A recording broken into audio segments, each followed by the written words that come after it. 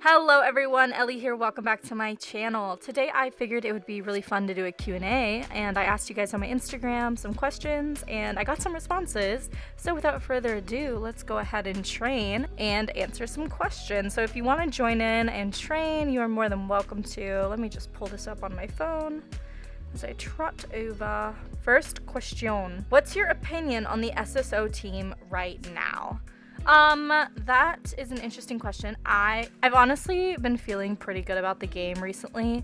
I really haven't had many issues with it. I know there was like that whole drama with the clickbait and then, not the clickbait, that was a whole other kind of drama, but that had nothing to do with the SSO team. That was like the community kind of thing. And what I meant to say was there was the whole AI art scandal that happened, like a few months ago. And then of course the Christmas debacle that happened. That was wild. But since then, I've actually really enjoyed the game. I really don't have a lot of issues with them right now. I feel like they're on a good track right now. I haven't had any complaints. I literally get on every day and I train before I go to work, and it's become part of my morning routine. I'm really happy with it. I've been chilling. So that is my response to that question.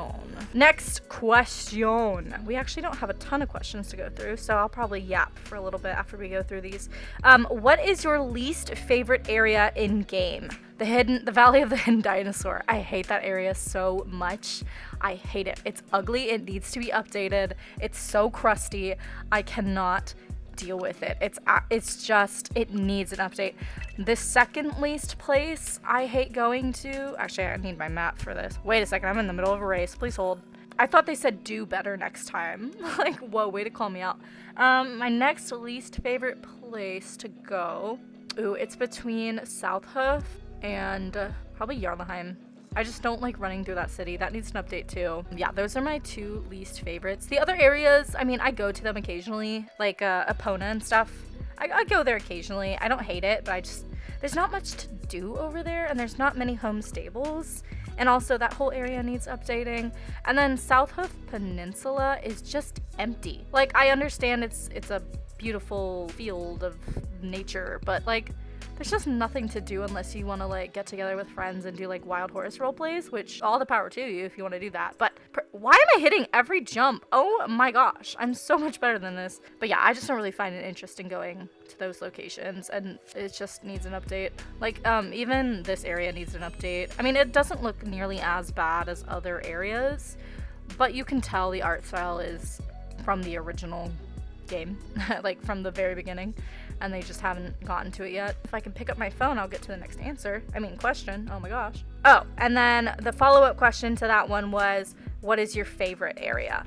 My favorite area, probably the Baroness's racetrack. I just think it's gorgeous, and there's so much life to that area.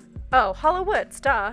I really like Hollow Woods. So Baroness's racetrack and Hollow Woods. Okay, let me finish this race and then I'll get to the next question. Favorite song?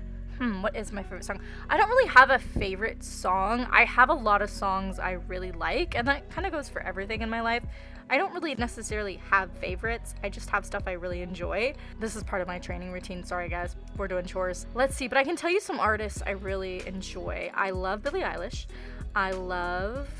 Let me look through my phone. Oh, the newest song that came out by Judah and the Lion, Floating in the Night. Really good song. Highly recommend. Let me tell you some other good songs if you're looking for some new music. Floating in the Night by Judah and the Lion.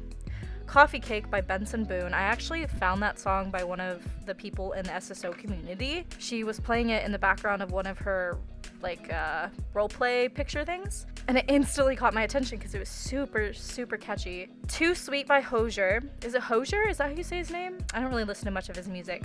He's an incredible artist, but that new song that just came out by him is really good. And then I'm a big Taylor Swift fan. I wouldn't call myself like a crazy Swiftie or anything, but I really do admire her lyrics and her music. Take My Nirvana by Paris, which is actually spelled Pvris, is really good. Paris, also her first 2 albums, like from 2014, I think. Those first 2 albums are really good. I really like her style. Meet Me in the Woods by Lord Huron is really good. Huron spelled Huron, and then Lord is at the beginning. That song makes me want to like run through a forest in a flowy dress. I absolutely love that. NF in general is a really good artist. Really good music from him. Amber Run, they're a good band. I think they're a band. If you want to DM me and ask for more recommendations, I can like type some out for you. But those are a few of my favorite songs and artists. My favorite book, if you read. I do read. I love, here, I'm sorry, I'm like standing still, so you guys are like not really looking at anything interesting. We also do these when I'm over here because I need money, so I try to get all the coins I can. I do read. I love horror books, so I read a lot of Stephen King, Misery, It, The Shining, all very good books, really fantastic. There's also a really good self-help book that's kind of about like spirituality and finding yourself that I would highly recommend. It's on my shelf right now. I could go grab it. You know what? I'll type it up in the description below because I don't remember it off the top of my head right now, but I would love to recommend that one as well. So if you're like into spirituality or just kind of like learning how to work with yourself and figure out the reasons why you do things and why you feel the way you feel, or sometimes your head will tell you things that aren't true. It just kind of dives into a lot of like internal work, which I really, really, really love. So I'll link that below, the title and the author of that book. Let's see what else. I'm a big Agatha Christie fan. She writes a lot of murder mystery plays. Really fantastic writer. But yeah, so those are a few. I don't want to yap too much. Next. If you could do anything with horses in real life, what would it be? Discipline, etc. I actually used to be a riding instructor for a hunter jumper barn. Super fun. I think I would definitely stick with hunter jumper. I think that is really thrilling and exciting and fun. Okay, next question. I'm trying to like look at my phone and race at the same time. How do you get ideas for RRPs? I keep going back when I go to make a video. Yeah, so I struggle with like writer's block when it comes to writing scripts for RRPs too, believe it or not. I get inspiration from a lot of YouTubers, I will say. I do get a lot of inspiration, but I also try to, if I'm doing a similar video like the classic Meet My Horses or a show vlog, actually I haven't done any show vlogs, but or like a day in my life, day in the winter kind of video, I try to put my own twist on it. Like, what is unique about my barn that can be added to the video? Something unique maybe in the routine that you're doing, maybe something unique about your horses. I would recommend that make your horse's personality shine through. Make sure you've given them a thorough background. Conflict is good for your RRPs. Not drama in the sense of like drama, but like conflict is good. Like for instance, in my training cloud RRP that blew up and was very successful, I had conflict with that horse. She wasn't perfect, and I showed that in the training that we did in that video. And I feel like with my horses, I give them life when I give them personality, and I feel like the audience really connects when they can feel your horse's personality come through the screen. Because at the end of the day, without giving them anything, they're just pixel horses with idle animations. You have to be the one to supply your story and your characters with life. That is adding personality, that's adding conflict, that's adding quirks, and etc. So I definitely recommend that.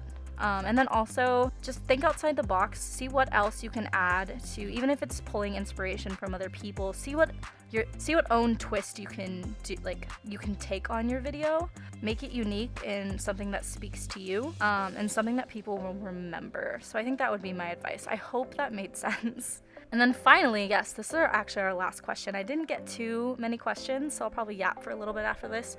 But do you have any tips on how to motivate yourself to train?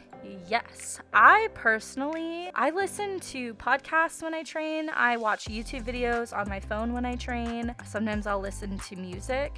And then I just kind of turn my brain off and I just appreciate the vibes. Like I run around the world and I just kind of chill. I also, what motivates me to train is I try to buy everything with my shillings only, and I have a trail or a path that I take in order to hit every spot in order to get the maximum amount of shillings. And I actually get my shillings back pretty quick because of that, and it helps to have something in the background to just kind of turn your brain off and listen to as you're training.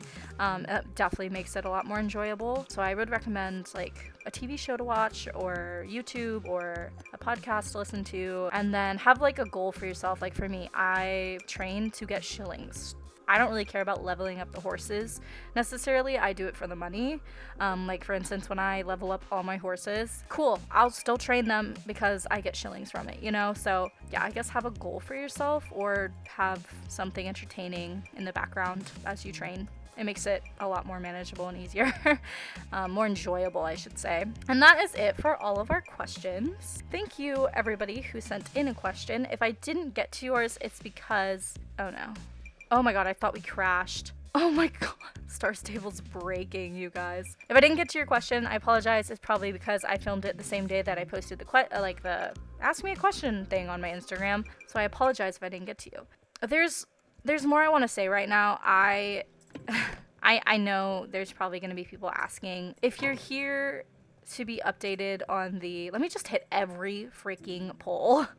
If you're here to get updated on the situation, I don't even want to say her name. I'll say my ex-barn co-owner.